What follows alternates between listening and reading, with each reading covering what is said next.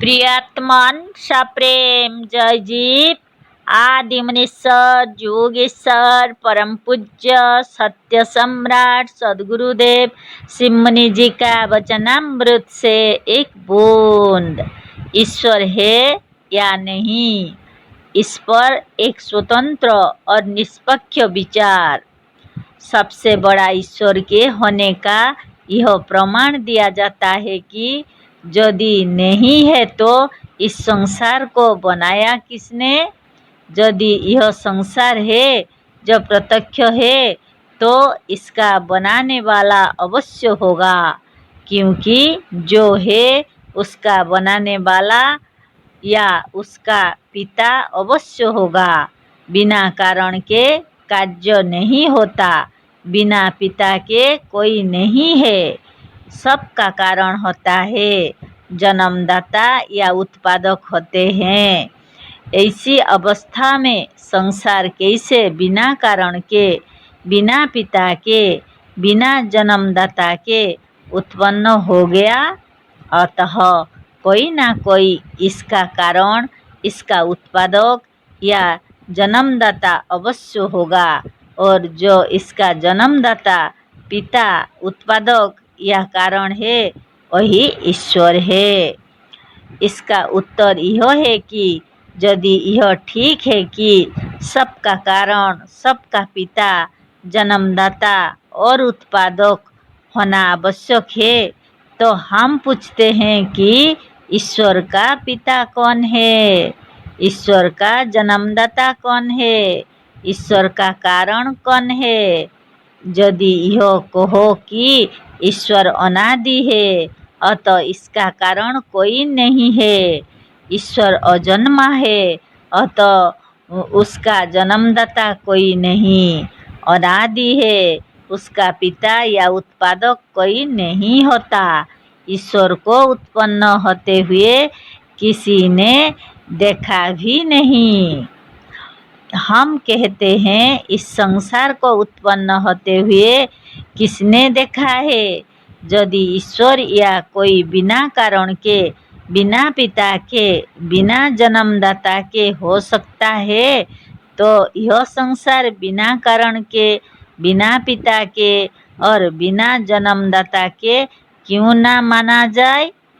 ईश्वर को मानने वाले मजहबी लोग जीवों को, ईश्वर को और अनंत प्रकृति परमाणु को जब अनादि मानते हैं, तो संसार को भी अनादि क्यों नहीं मान लेते। संसार प्रवाह रूप से अनादि है। ईश्वर को मानने वाले मजहबी लोग कहते हैं कि संसार में प्रवाह और परिणाम देखा जाता है, इसीलिए अनादि नहीं हो सकता। यह तो कोई बात नहीं है। यदि संसार में परिणाम और प्रवाह देखा जाता है तो यह प्रवाह रूप से अनादि है। जैसे नदी का पानी बराबर आ जा रहा है और प्रवाहित है, पर उसका एक रूप है। नदी पानी है और पानी बराबर बह रहा है, फिर भी नदी का एक रूप खड़ा है। जो पानी हमने अभी देखा वह चला गया और दूसरा पहुंचकर नदी के स्वरूप को कायम किए हुए है। समुद्र से पानी भाप बनकर बादल के रूप में ऊपर उठकर फिर सर्दी पाकर बूंदों के रूप में नीचे गिरा और फिर नदी और नालों के रूप में समुद्र में चला आया। समुद्र के पानी का इस तौर पर परिणाम हुआ, रूपांतर हुआ और स्थानांतर हुआ। सब कुछ होने पर भी समुद्र का रूप जैसे का तैसा अनादिकाल से खड़ा है और खड़ा रहेगा। समुद्र भी अनादि है और प्रवाह रूप से अनादि है। नदी के प्रवाह से कटकर हजारों मन मिट्टी प्रत्येक मिनट में समुद्र के गर्भ में समा रही है और किसी तरफ समुद्र उसे निकाल रहा है। एक और हर क्षण में पृथ्वी कटकर समुद्र के गर्भ में समा रहा है, तो दूसरी ओर समुद्र के गर्भ से पृथ्वी निकल रही है। इस तरह पृथ्वी की सृष्टि और प्रलय बराबर हो रही है। फिर पृथ्वी और समुद्रों का अपना अपना रूप स्थिर है। अतः पृथ्वी और समुद्र दोनों प्रवाह रूप से अनादि है। हर क्षण में पृथ्वी के भाग में सूरज उदय होता तो दूसरे भाग से अस्त होता है। नित्य सूरज उदय होता और अस्त होता चला आ रहा है। फिर भी सूरज अपने रूप में कायम है, क्योंकि उसका उदयास्त प्रवाह रूप से अनादि है। नित्य हर क्षण मनुष्य मर रहा है और जन्म ले रहा है। जन्म के पहले मरण और मरण के पहले जन्म था। मनुष्य जाति प्रवाह रूप से अनादि है। इसका सृष्टा कोई नहीं। पहले मनुष्य को किसने बनाया? मजहबी लोग कहते हैं कि आखिर जो मनुष्य सबसे पहले था उसको किसने उत्पन्न किया था? उसको उस मनुष्य ने उत्पन्न किया था जो उसके भी पहले था। फिर प्रश्न होता है कि उस मनुष्य को किसने उत्पन्न किया? उस मनुष्य को उसने उत्पन्न किया जो उसके भी पहले था, क्योंकि मनुष्य को मनुष्य ही उत्पन्न करता है। बकरी से मनुष्य नहीं होता, बैल से बैल, बकरी से बकरी, घोड़ा से घोड़ा, हाथी से हाथी, गेहूँ से गेहूँ, धान से धान और मटर से मटर होता है। कभी इसके विरुद्ध नहीं देखा गया। अतः मनुष्य जब कभी उत्पन्न हुआ या हुआ होगा, भगवान या ईश्वर से नहीं। ईश्वर से यदि उत्पन्न होता तो यह भी ईश्वर होता। एक मजहबी ने कहा कि हम तो मनुष्य को ईश्वर ही मानते हैं। हम कहते हैं कि इन पशुओं और पक्षियों को भी तुम्हारे मत से ईश्वर ने ही उत्पन्न किया, तो वह भी ईश्वर हुए। उसने कहा, हाँ, सारा संसार ईश्वर है। सर्व खलु इदं ब्रह्म। सारा संसार ब्रह्म है। जब सारा संसार ब्रह्म है तो सारा संसार अनादि और अविनाशी है। जब सारा संसार वास्तव में अनादि और अविनाशी है तो संसार का बनाने वाला क्यों ढूंढ रहे हो? इससे भी मजहबी बातें नहीं सिद्ध होती। यदि संसार अनादि है, ब्रह्म है, तो ब्रह्म या ईश्वर का व्यक्तित्व या अस्तित्व हम लोगों से अलग नहीं है, किंतु इन्हीं जीवों का ही नाम ईश्वर और ब्रह्म है। इससे तो ईश्वर नहीं सिद्ध होता। इससे तो यही सिद्ध होता है कि जैसे मुंड, कपाल, सिर और मस्तक सब पर्यायवाची शब्द है, उसी तरह से जीव, ब्रह्म, ईश्वर, प्राणी और जीवात्मा तथा मनुष्य सब पर्यायवाची शब्द है। इस पर एक मजहबी ने कहा कि जीव ब्रह्म अवश्य है, पर उसमें जब तक अज्ञान लगा है तब तक वह जीव है। हमने कहा कि जब वह ब्रह्म या ईश्वर है तो उसमें अज्ञान कहाँ से आया? क्या सूरज के भीतर भी अंधकार है? ब्रह्म में अज्ञान कब आया और कहाँ से आया? जीव को माया या अज्ञान में किसने लिपटा? यदि कहो कि ब्रह्म ने, तो ब्रह्म अपने से अपने को माया जाल में क्यों लिपट लिया और दुख उठा रहा है?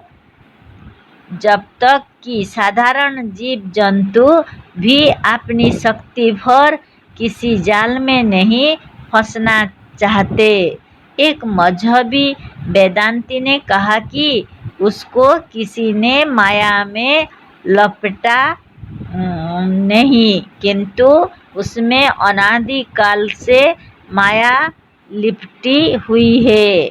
उसमें अनादि काल से अज्ञान लिपटा हुआ है।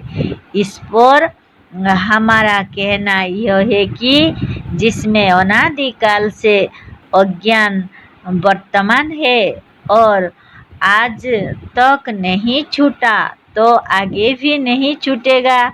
जो अनादि है वह अविनाशी भी होगा।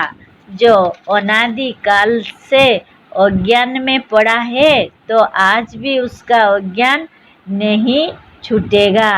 यदि छूटने वाला हो तो अनादि काल बीत गए, कभी ना कभी छूट गया होता। यदि इसमें पहले अज्ञान नहीं था और पहले यह ब्रह्म था और फिर ज्ञान होने पर ब्रह्म हो जाएगा, तो बीच में ब्रह्म में अज्ञान कैसे आया? क्या ब्रह्म में भी अज्ञान आ सकता है? तो मुक्त होने पर भी और ब्रह्म हो जाने पर भी इसमें किसी न किसी दिन अज्ञान आ जाएगा। ब्रह्म को यदि माया लग जाती है तो माया और अज्ञान दोनों ब्रह्म से भी बड़े हुए। मतलब यह है कि मजहबी ईश्वर किसी तरह से सिद्ध नहीं होता। क्या जीव ईश्वर का प्रतिबिंब है? एक मजहबी वेदांती कहने लगा कि जीव भी ब्रह्म है, इस तौर पर कि जीव ब्रह्म का प्रतिबिंब है। हमने उनसे कहा कि प्रतिबिंब छाया को कहते हैं।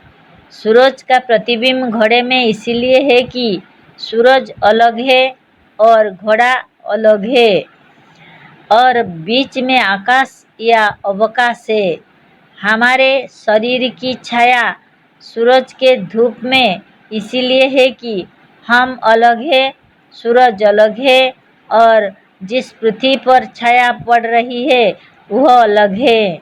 यदि हम और हमारी छाया और सूरज कोई अलग नहीं है, यदि ईश्वर रूपी सूरज हमारे दाहिने बाएं, सामने पीछे, चारों कोनों में तथा ऊपर नीचे और भीतर बाहर सब और मौजूद है, तो उसकी छाया कहाँ पड़ेगी? जब ब्रह्मरूपी सूरज सर्वव्यापक है तो कहाँ और छाया कैसे पड़ेगी? अतः यह सब वचन मजहबी जाल और जंजाल हैं, सब असत्य हैं और लोगों को धोखे में डालने के लिए हैं। ईश्वर कहीं नहीं है। ईश्वर मजहबी लोगों की झूठी कल्पना है। क्रम विकास का सिद्धांत असत्य है। एक ने हमसे पूछा कि आप क्रम विकास के सिद्धांतों को मानते हैं या नहीं? हमने कहा मानते हैं। उसने कहा तब कैसे आप कहते हैं कि मनुष्य ही से मनुष्य होता है? क्योंकि क्रम विकास सिद्धांत के मानने वाले डार्विन का सिद्धांत तो यह है कि छोटे छोटे कीड़े उन्नति करते हुए बंदर हुए और बंदर मनुष्य हुए। हमने कहा कि क्रम विकास सिद्धांत सत्य होते हुए भी डार्विन का यह सिद्धांत नितांत सत्य है। इस संसार में जहाँ देखो वहाँ क्रम विकास नित्य देखने में आ रहा है। वट वृक्षों का बीज कितना छोटा होता है, वही बढ़कर 2-3 इंच का अंकुर हो जाता है। 1 फुट का, 2 फुट का, 4 फुट का और 50 फुट का होता हुआ क्रम विकास के अनुसार एक इतना बड़ा वृक्ष हो जाता है कि उसकी छाया में 300-400 मनुष्य बैठ सकते हैं। एक हाथी और ऊंट का बच्चा पहले कितना छोटा होता है, पर वही बढ़ता हुआ बड़ा हो जाता है। ठीक इसी तरह से एक बंदर का बच्चा पहले कितना छोटा होता है, पर क्रमश बढ़ता हुआ विकास क्रम के अनुसार छोटे से बढ़कर एक बड़ा बंदर हो जाता है। यह विकास क्रम आज भी बराबर देखा जाता है, पर कभी आज तक तो किसी ने यह नहीं देखा कि वही बंदर का बच्चा कुछ दिन पश्चात बढ़कर मनुष्य हो जाए। वट वृक्षों का बीज अंकुरित हुआ, उस समय भी वह वट वृक्ष का ही अंकुर था, उसी का छोटा रूप था। बड़ा हुआ, खूब बड़ा हुआ तो पीपल का वृक्ष नहीं हो गया। बकरी का बच्चा बढ़ता हुआ ऊंट नहीं हो जाता। भैंस का बच्चा बढ़ने पर हाथी नहीं हो जाता। आज भी करीब करीब प्रत्येक शहर में कुछ ना कुछ बंदर है। हमारे गोरखपुर शहर में तो कोई 1000 बंदर है। हम इस समय 66 वर्ष के हैं, पर हमने इस अवस्था तक कभी नहीं देखा कि कोई बंदर बढ़ता हुआ मनुष्य हो गया हो। पशु पक्षी, मनुष्य, कीट पतंग और वृक्षादि सब छोटे से बड़े होते हैं। हर कौवे का बच्चा बढ़ने पर चील या हंस नहीं हो जाता। क्रम विकास नित्य देखने में आता है। आज छोटे बड़े प्रत्येक नाम के जीव जंतु और वृक्षादि सब है, और सब बराबर छोटे से बड़े होते देखे जाते हैं, पर बड़ा होने पर किसी की जाति नहीं बदलती। बकरी जाति का छोटा बच्चा बढ़ने पर हाथी जाति का पशु नहीं हो जाता। अतः क्रम विकास का सिद्धांत ठीक होने पर भी डार्विन का सिद्धांत नितांत सत्य है।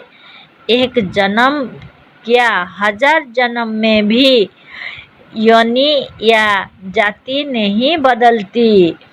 आम जाति का पौधा 1000 जन्म पर भी गेहूं जाति का पौधा नहीं हो सकता।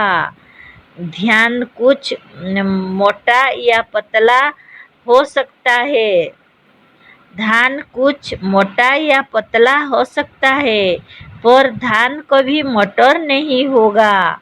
धान हर जन्म में धान ही होगा। मनुष्य भी 1000 जन्म लेने पर भी मनुष्य ही होगा। मनुष्य कोई खराब काम करता है और कारागार में जाता है तो वैसे नहीं हो जाता है। कोई भी व्यक्ति यदि किसी अपराध का दंड पाता है तो उसकी जाति नहीं बदलती। जिस योनि में रहकर जो अच्छा या बुरा कर्म करता है उसका फल भी उसी योनि में भोगता है। कर्म करते समय कोई बैल यदि कपड़े का बोझ लेकर चले तो उस समय गधा नहीं हो जाता। चोरी करते समय यदि कोई मनुष्य पकड़ा जाता है तो लोग उसे गधा बनाकर नहीं मारते। जिस योनि में रहने पर जो अपराध करेगा उसका फल भी उसी योनि में भोगेगा। फल भोगने के लिए दूसरी योनि धारण करने की आवश्यकता नहीं होती। काम करते समय मनुष्य है तो उसका फल या मजदूरी लेते समय उसे बैल होना नहीं पड़ेगा। मनुष्य दूसरे जन्म में भी मनुष्य ही होगा। कर्मफल कर्म के साथ लगा है।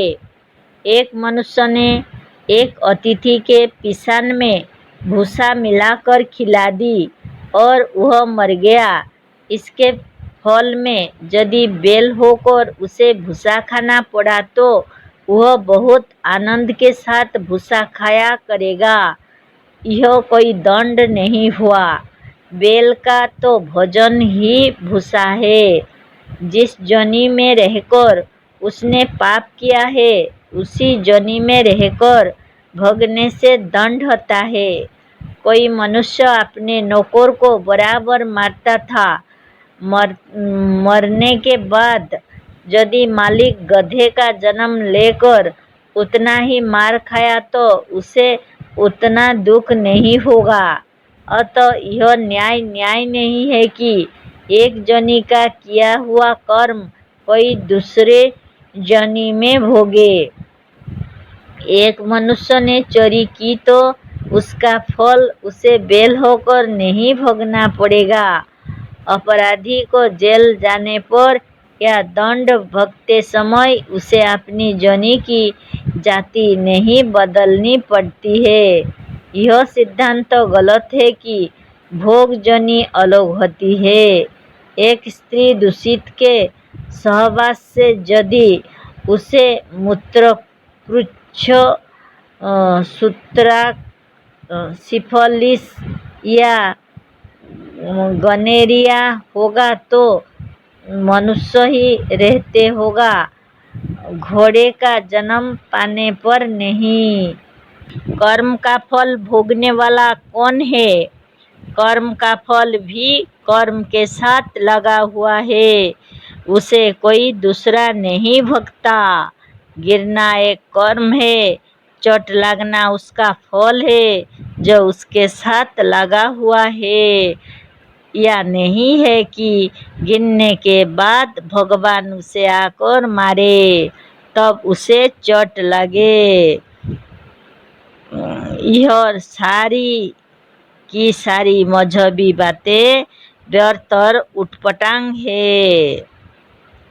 किसी शब्द के अर्थ को बार बार कहकर याद करना एक कर्म है और उसका याद हो जाना उसका फल है। यह नहीं है कि पढ़ने के बाद याद कराने भगवान आता है। चलना एक कर्म है, थक जाना उसका फल है। यह कथन असत्य होगा कि चलने के पश्चात चलने वाले को थकाने ईश्वर आता है। गनेरिया, सूजाक, सिफिलिस जिस कर्म का फल है उस कर्म के साथ लगा हुआ है, ईश्वर नहीं देता है। कर्म का फल कर्म के साथ लगा हुआ है। जैसे आम के वृक्षों से आम का फल होता है और आम के साथ लगा हुआ है, उसी तरह से प्रत्येक कर्म का फल कर्म के साथ ही लगा हुआ है। गर्मी का दिन है, नहाना एक कर्म है, उसका फल शरीर का ठंडा हो जाना और साफ हो जाना उसी कर्म के साथ है। मजहबी लोग भी कहा करते हैं कि भगवान भी उसी की सहायता करता है जो अपनी सहायता आप करता है। इसका क्या अर्थ है? इसका अर्थ यही है कि भगवान भी उसी को पढ़ा देता है जो परिश्रम करके स्वयं पढ़ लेता है। कि भगवान भी गड्ढे में से उसी को उठाता है जो गड्ढे में से यत्न करके उठ आता है। भगवान भी उसी को चलाता है जो स्वयं चलने लगता है। तब भगवान क्या करता है? इसमें भगवान की क्या आवश्यकता है? इस पर खूब विचार करो, बातें समझ में आ जाएंगी। कोयला की खदान खोदने वाले कोयले की खान से कोयला निकाल लेते और सोने के खाने से सोना निकाल लेते हैं। इसमें ईश्वर का कोई साझा नहीं है। पर मजहबी कहते हैं सब ईश्वर ही करता है। यह नितांत झूठी बातें हैं। यदि पुण्य पाप और अच्छा बुरा सब वही करता है तो फल दूसरे को क्यों देता है? प्रत्येक मनुष्य अपनी कर्मों के अनुसार धन, दरिद्रता, रोग, स्वास्थ्य, ज्ञान, अज्ञान, उन्नति और अवनति को प्राप्त हो रहे हैं। इसमें ईश्वर का कोई हाथ नहीं है। यदि ईश्वर ही पाप पुण्य का करने वाला होता तो उसका फल भी वही भोगता है। ईश्वर कुछ नहीं करता। मजहबी लोग कहते हैं कि सब ईश्वर करता है। इसका क्या मतलब? क्या तुम यह समझ सकते हो कि ईश्वर पाप भी करता है? यदि ईश्वर पाप नहीं करता, केवल पुण्य ही करता है, तो सब ईश्वर ही करता है, यह वचन कभी ठीक नहीं हो सकता। यदि पाप और बुरा कर्म मनुष्य करता है तो ईश्वर सब करता है, यह व्यर्थ की बात है। यदि पाप छोड़कर पुण्य को ईश्वर ही करता है तो मनुष्यों को पुण्य का फल सुख नहीं मिलना चाहिए।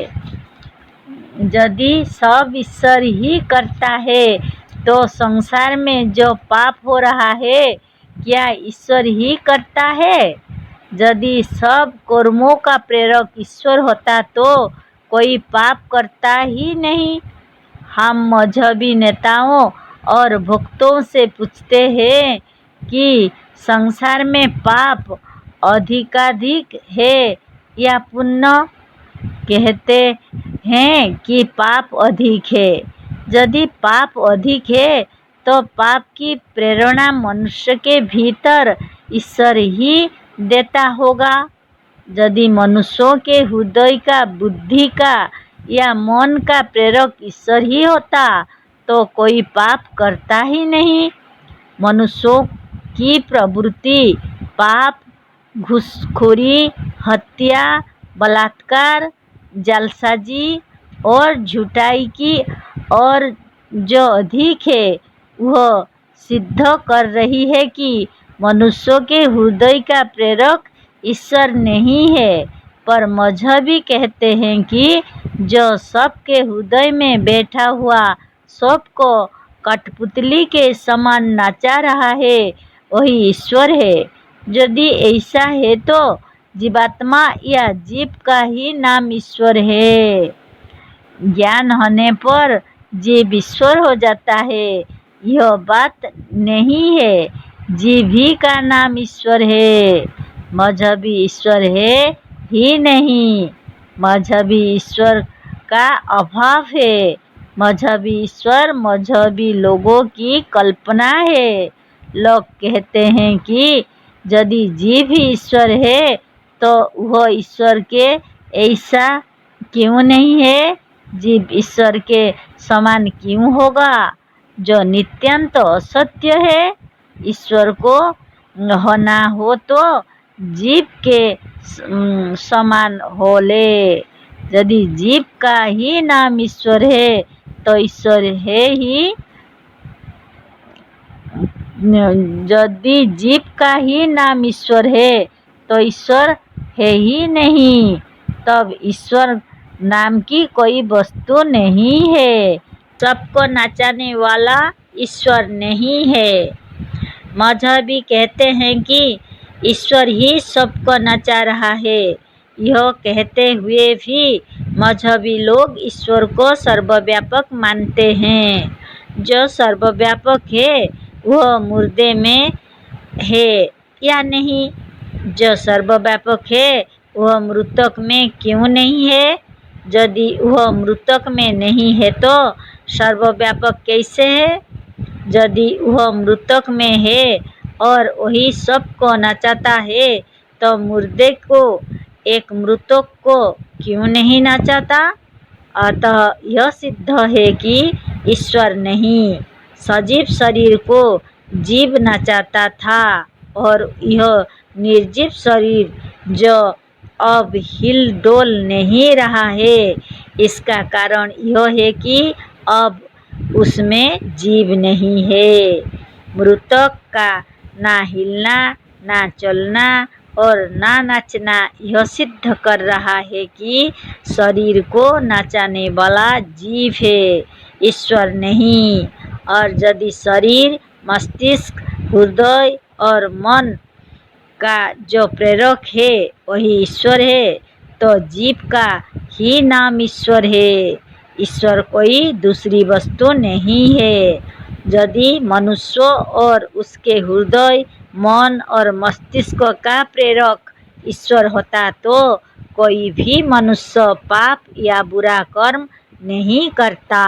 यदि ईश्वर भी बुरा कर्म और पाप करता है तो भी जीव ही का नाम ईश्वर है और जीव तथा ईश्वर में कोई भेद नहीं।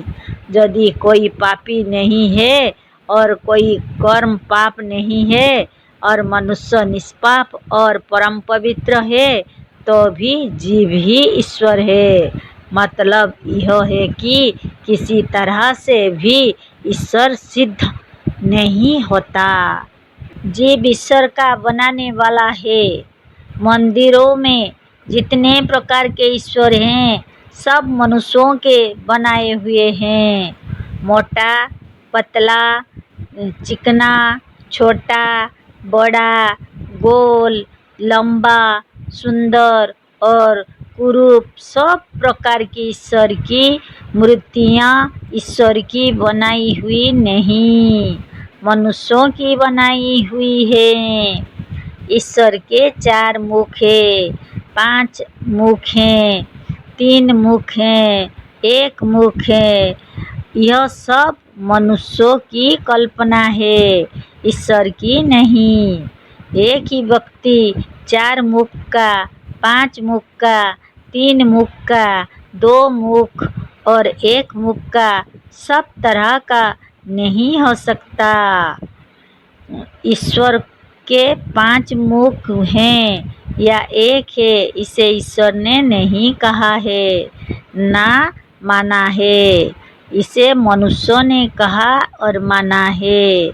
ईश्वर नीला है, श्यामवर्ण का है, पीला है, लाल है या उजला है, इसे भी ईश्वर ने नहीं कहा है, ना माना है, किंतु इसे मनुष्यों ने कहा और माना है। अतः ईश्वर मनुष्य की कल्पना है। एक ही व्यक्ति उजला, पीला, गोरा, लीला और काला सब तरह का नहीं हो सकता। ईश्वर निराकार है या साकार है, यह मनुष्यों की कल्पना है, ईश्वर की नहीं। ईश्वर निराकार है, यह भी मनुष्य के मस्तिष्क की उपज है, और ईश्वर साकार है, यह भी मनुष्य की कल्पना है। ईश्वर ना निराकार है ना साकार, ईश्वर है ही नहीं। ईश्वर स्वयं मनुष्यों की कल्पना है, मनुष्यों का बनाया हुआ है। ईश्वर का बनाया हुआ कुछ नहीं है। जो स्वयं कुछ नहीं है और अभाव मात्र तथा कल्पना मात्र है, वह क्या किसी को बनावेगा? सब मनुष्य की माया है, सबका प्रेरक मनुष्य है, सबके भाग्यों का विधाता, जीवनदाता, जीवन मरण का कारण और बंधन मोक्षों का कारण जीव है, आत्मा है या जीवन है। यही सबसे बड़ा और महान होने से ब्रह्म है। इसी को जानो, इसको जानना सबका परम कर्तव्य है। इसी की उपासना धर्म है। इसी की उपासना को योग कहते हैं। कल्पना और मृगतृष्णा की नदी के पीछे दौड़ना छोड़कर अपने निज में या अपने केंद्र में लौट आओ। यही ज्ञान है और यही योग है। शरीर का रक्षक ईश्वर नहीं है। मजहबी लोग कहा करते हैं कि हमारे शरीर के भीतर जो श्वास चल रहा है, रक्त चल रहा है, निमेषोन्मेषो करा रहा है और हृदय में गति दे रहा है, इन क्रियाओं से जो हमारी रक्षा कर रहा है वही ईश्वर है। हम कहते हैं कि ईश्वर तो सर्वव्यापक होने के कारण मृतक में, मुर्दे में और निर्जीव में भी है। फिर जीव के ना रहने पर मृतक में श्वास क्यों नहीं चलता? निमेषोन्मेष हृदय की गति और रक्त संचार क्यों नहीं होता? जीव के निकल जाने से यह सब क्रियाएं क्यों बंद हो जाती हैं? इसीलिए कि इनको चलाने वाला या इनमें गति देने वाला जीव अब इसमें नहीं है। अतः जिसके रहने पर यह सब क्रियाएं होती हैं और जिसके निकल जाने से यह सब क्रियाएं नहीं होती, वही जीव इन क्रियाओं को करा के हमारे शरीर की रक्षा करने वाला है। अतः यदि इस तौर पर हमारे शरीर की रक्षा करने वाला ईश्वर है तो वह ईश्वर ही जीव है, दूसरा कोई नहीं। ज्ञान होने पर, योग करने पर जीव ईश्वर हो जाता है, यह बात भी नहीं है। तोता पढ़ लेने पर भी तोता ही रहता है। कीचड़ से लिपटा हुआ भ्रष्ट गधा धोकर जब शुद्ध कर दिया जाए तो वह घोड़ा नहीं हो जाएगा। एक मूर्ख पढ़ लिख कर पंडित हो जाने पर भी मनुष्य ही रहता है। जोनी या जाति किसी अवस्था में नहीं बदलती। मजहबी लोगों की जैसी कल्पना है वैसा ईश्वर ना है और ना हो सकता है। ऐश्वर्यवान पुरुष को या मालिक को ईश्वर कहते हैं। अतः ईश्वर भी मनुष्य विशेष का नाम है। मनुष्य से परे किसी मजहबी ईश्वर का अस्तित्व नहीं है। आत्मा ऐश्वर्यवान होने से ईश्वर, शरीर के प्रत्येक अंगों का चलाने वाला होने से प्रेरक और मालिक होने से प्रभु और शरीर के अंग अंग और अवयव अवयवों का रक्षक और पालनकर्ता होने से परमपिता है। अतः यह आत्मा ही उपास्य है, जानने योग्य और मानने योग्य है, मजहबी ईश्वर नहीं। मजहबी ईश्वर सबका रक्षक है, ऐसी झूठी कथाएं तो मजहबी लोगों ने बहुत सी गढ़ गढ़ कर अपने अपने मजहबी ग्रंथों में रख दिया है, पर वास्तव में कहीं ईश्वर की सहायता देखी नहीं गई। पाकिस्तान के स्वतंत्र होने पर एक ही दिन में जिस निर्दयता और बर्बरता के साथ हजारों हिंदू मारे गए और उनके मंदिर नष्ट भ्रष्ट कर दिए गए, उसे स्मरण कर आज भी उधर से बचकर और भागकर आए हुए हिंदुओं की आंखों में रक्त के आंसू आ जाते हैं। पर मजहबी लोगों का कृपालु, दयालु और करुणा सागर तथा सर्वव्यापक ईश्वर खड़ा देखता रहा और उस अत्यंत रोमांचकारी विभत्स कांडों को, राक्षसी हत्या को, अत्यंत रोमांचकारी बलात्कार को और उस राक्षसी उपद्रवों को रोक ना सका। मजहब ईश्वर को लोग सर्वशक्तिमान मानते हैं, फिर वो क्यों ना रोक सका? क्या ईश्वर भी वही चाहता था? यह कैसे हो सकता है? अतः यह सिद्ध है कि मजहबी लोग जैसा कहते और मानते हैं ऐसा ईश्वर कोई नहीं है। यदि सचमुच संसार में कोई ऐसा ईश्वर होता तो संसार के भीतर जो अनंत काल से ऐसे ऐसे अत्याचार होते आए हैं वह कभी नहीं होते। विचार करके देखो, ईश्वर का अस्तित्व नहीं है। ईश्वर तो केवल कुछ अज्ञानियों और अंधविश्वास और अन्य परंपरा के मानने वाले भक्तों की कल्पना है और कुछ नहीं। सब अनादि हैं। अज्ञानी मनुष्य की समझ में यही बात नहीं आई कि सब अनादि और अविनाशी हैं, सब सदा से है और सदा रहेंगे। इन्होंने यदि सबको अनादि और अविनाशी समझा होता तो संसार को बनाने वाले और बिगाड़ने वाले की कल्पना ना करते। मजहबी और अज्ञानी मनुष्य सर्वदा यही सोचता रहा कि सबका आदि अंत होना चाहिए और सबका आदि अंत है, तो इन सब को मानने वाला और बनाने वाला जरूर होना चाहिए, क्योंकि बिना किसी के बनाए और बिगाड़े कोई चीज़ कैसे बनेगी और कैसे बिगड़ेगी। पिता पुत्रों का चक्र सामने देखता हुआ मनुष्य अनुमान करने लगा कि ऐसा पुरुष भी है जो सबसे पहले था। इस बात को लेकर लोग हमसे पूछते हैं कि आदि में जो मनुष्य था उसका बाप कौन था। हम पूछते हैं कि आदि कब था और उसे किसने देखा था। हम पूछते हैं कि साल का कौन सा महीना या कौन सा दिन सबसे पहले था। ईसाई कहते हैं कि सबसे अंतिम दिन रविवार था, जिस दिन खुदा मियाँ ने सब कुछ बनाकर आराम किया था।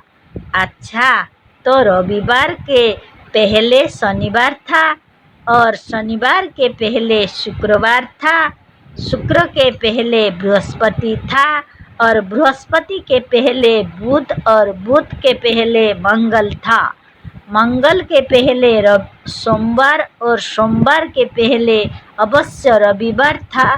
तो रविवार को सबके अंत में मानना व्यर्थ है। इस तरह से रविवार तो सबके पहले था, पर रविवार के पहले भी शनिवार और उसके पहले शुक्रवार था। इस तरह से सबसे पहले सब थे, सब के पीछे सब थे। दिन के पहले रात थी और रात के पहले दिन था, फिर इस दिन के पहले रात थी और रात के पहले दिन था। सूर्योदय के पहले सूर्यास्त था ही। यदि उसके पहले सूर्यास्त नहीं था तो सूर्योदय का मानना और कहना व्यर्थ है।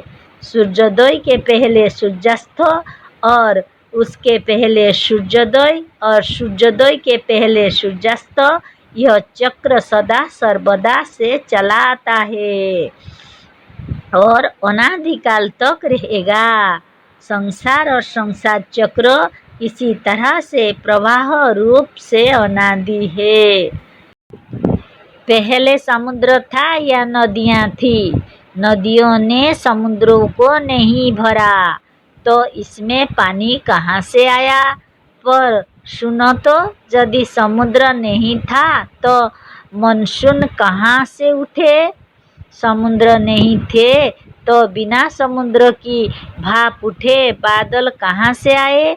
और बादल नहीं थे तो नदियों में बिना वृष्टि के पानी कहाँ से आया? नदियों ने समुद्रों को पानी नहीं दिया तो समुद्र में पानी कहाँ से आया? समुद्र में पानी नहीं था तो बादल कहाँ से आया? अतः नदी के पहले समुद्र था और समुद्र के पहले नदियाँ थी। ना कोई पहले था ना कोई पीछे था। संसार का यह सारा चक्र अनादि और अनंत है। संसार का यह चक्र प्रवाह रूप से अनादि है। यह चक्र अनादिकाल से और अनादिकाल तक अनंत काल तक रहेगा। सब अनादि और अविनाशी है। पुत्र के पहले पिता था, क्योंकि बिना पिता के कोई नहीं हो सकता।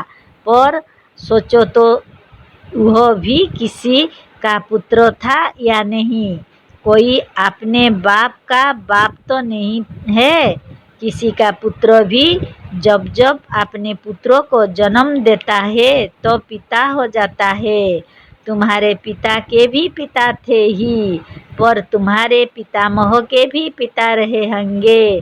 पिता के पहले पुत्र और पुत्र के पहले पिता थे।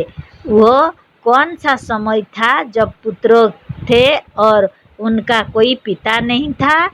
बिना पिता के पुत्र हुआ कैसे? फिर उसका पुत्र भी बिना अपने पिता के कैसे हुआ? अतः यह पिता और पुत्र संबंध अनादि है। पुत्र के पहले पिता और फिर उसके पहले उसका पिता था। कोई अपने बाप का बाप नहीं था।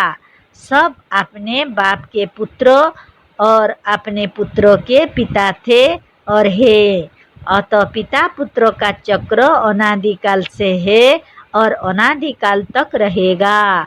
पर मजहबी लोग कहते हैं कि यह अनादि वाली बात समझ में नहीं आती, तो कैसे कोई अनादि होगा? पर ये भक्त लोग यह नहीं सोचते कि यदि कोई अनादि नहीं हो सकता तो वह ईश्वर को कैसे अनादि और अनादि अविनाशी मानते हैं।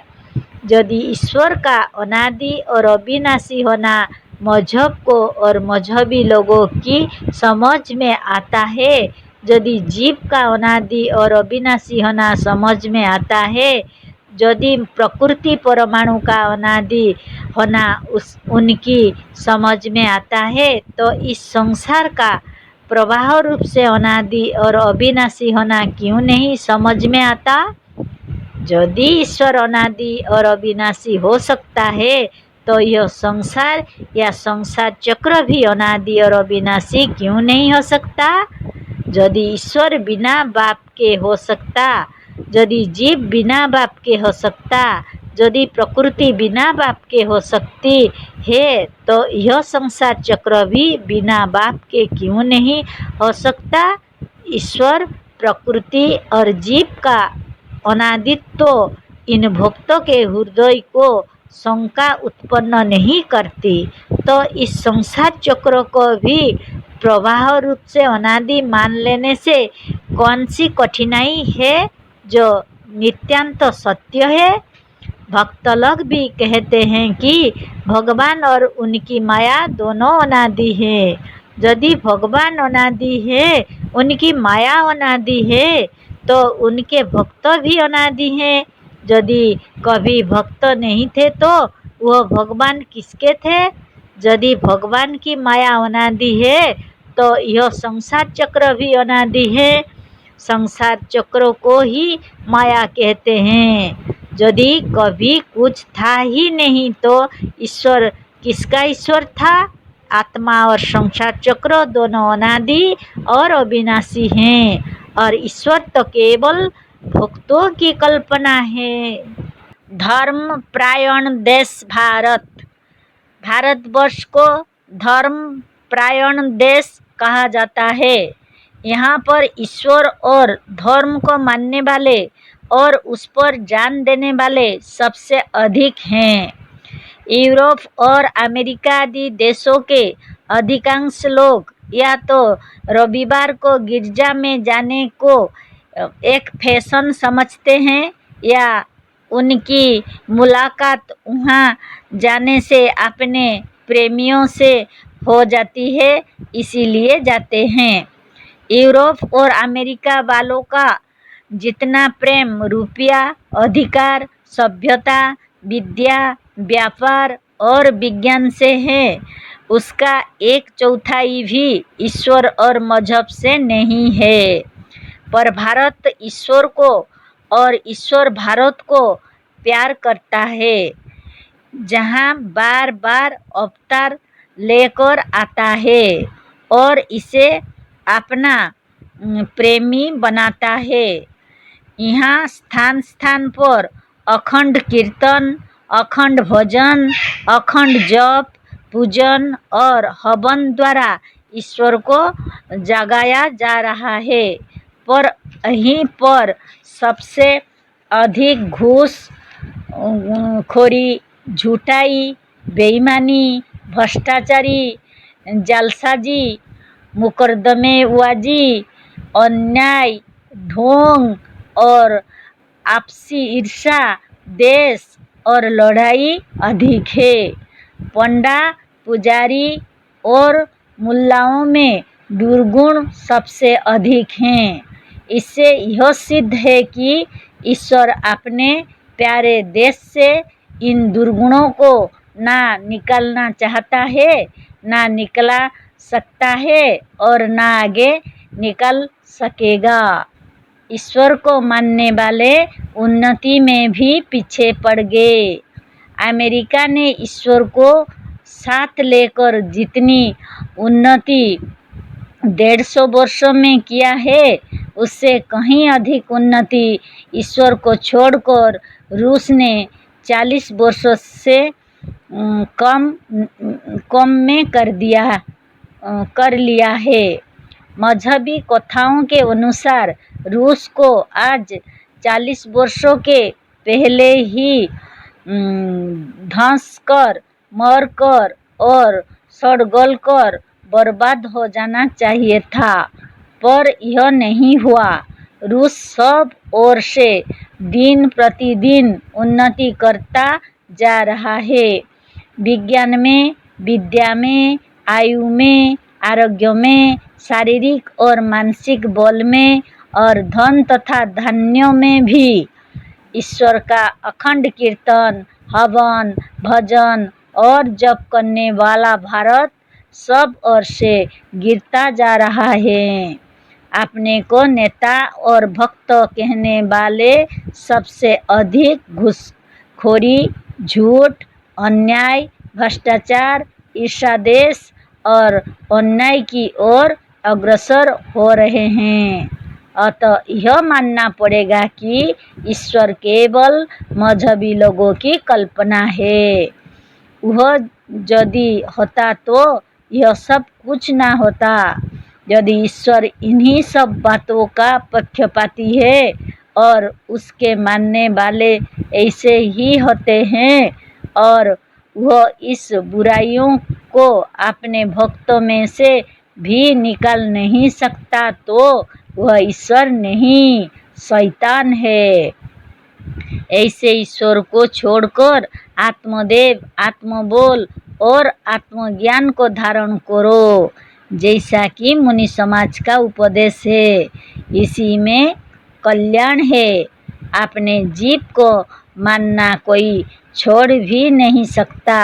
अपने जीव को छोड़ने पर एक भी जीवित नहीं रह सकते, पर ईश्वर को छोड़कर लोग खूब जीवित रहते हैं।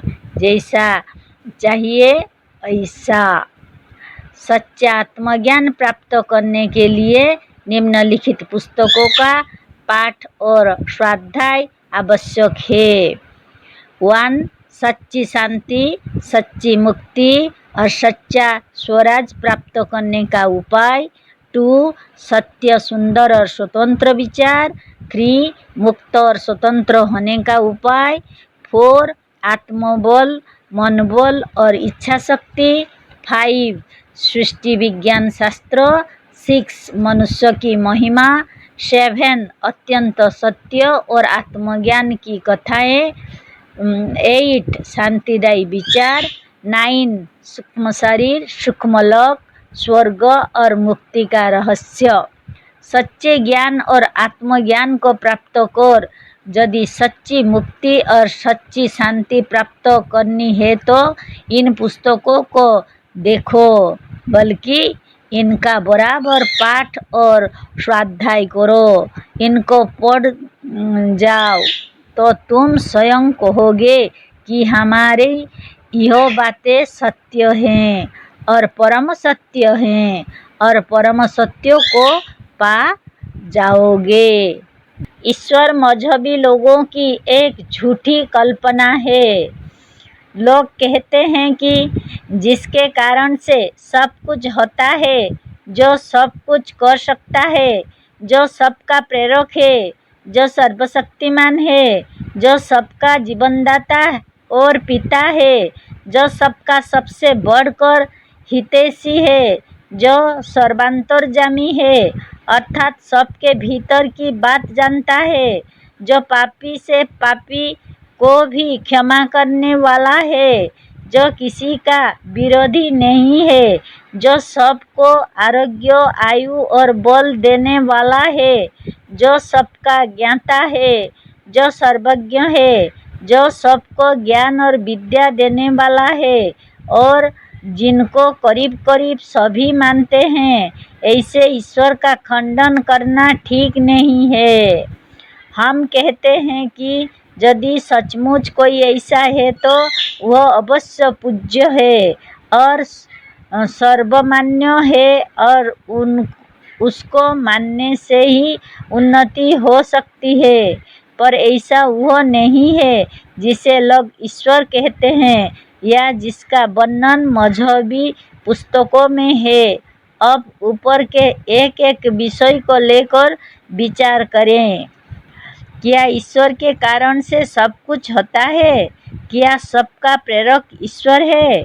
क्या बिना ईश्वर के हिलाए एक पत्ता और उंगली भी नहीं हिल सकती? यदि मजहबी लोगों का यह कहना ठीक है तो क्या संसार में अत्याचार, पाप, हत्या, बलात्कार, चोरी, घूसखोरी, जालसाजी, लूट, ब्लैक मार्केटिंग और बड़ी लड़ाइयाँ जो हो रहा है, उसका कारण, उसका प्रेरक और उसका कर्ता भी ईश्वर ही है?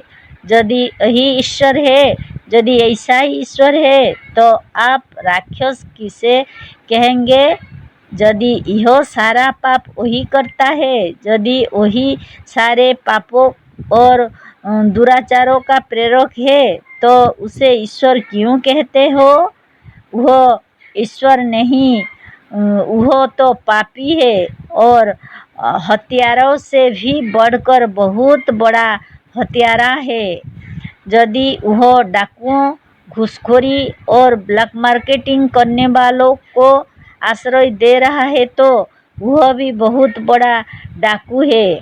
हम देख भी रहे हैं कि घूसखोरी और चोर बाजारी करने वाले, सारे बाजार में जनता को लूटने वाले सबसे अधिक पूजा करते, तिलक लगाते, माला फेरते और कीर्तन करते हैं।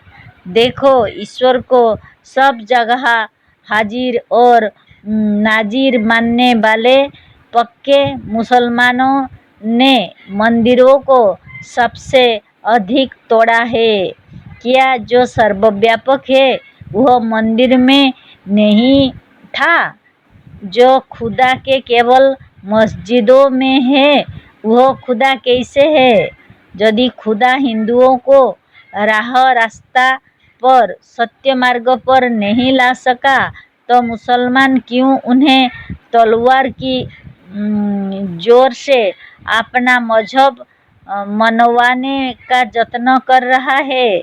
यदि खुदा हिंदुओं से उतना ही नाराज होता जितना कि मुसलमान है तो मुसलमानों से अधिक हिंदू और काफिर संसार में कैसे बचे हैं, उत्पन्न हुए और जी रहे हैं? यदि खुदा के मानने वाले ही संसार में उन्नति कर सकते हैं तो रूस की इतनी उन्नति कैसे हो रही है?